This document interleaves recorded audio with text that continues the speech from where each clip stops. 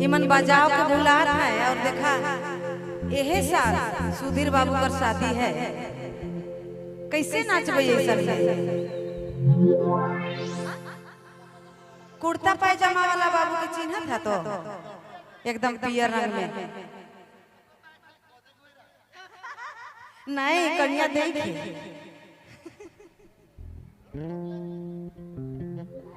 अच्छा बारी बारी सोकर है बाबू, खाली दिल में धीरजा धरे है उकर बात तो खे होगी, चिंता करे कर कोई बात नहीं। होली खिलाई जा है, समत गिर जा है, कट जा है, अब लगन के शुरू करे जाएगा होई। हाँ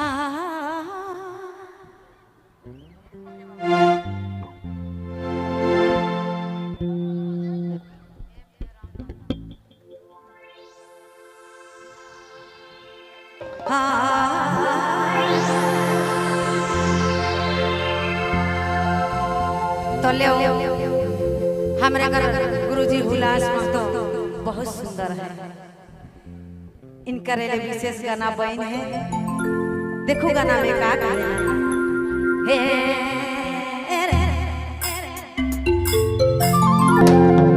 और माए के प्रणाम करो कि भगवान के प्रणाम करो।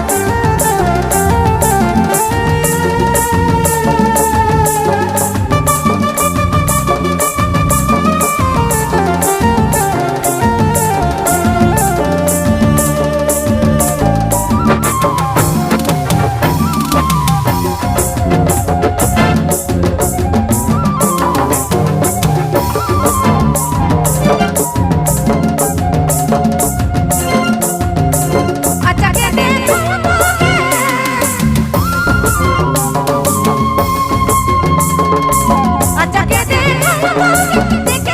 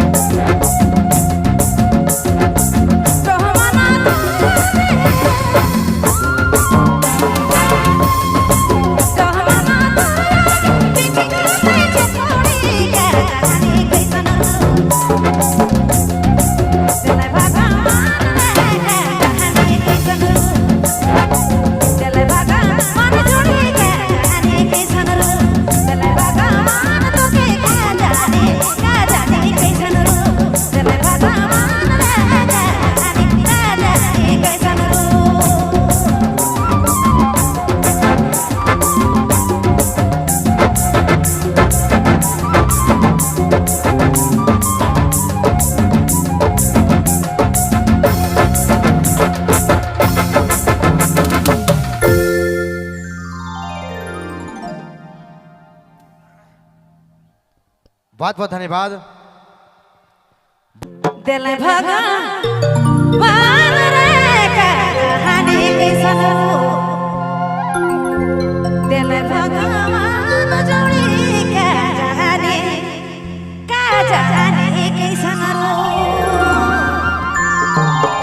जय हो माता श्री तोहरे सूरत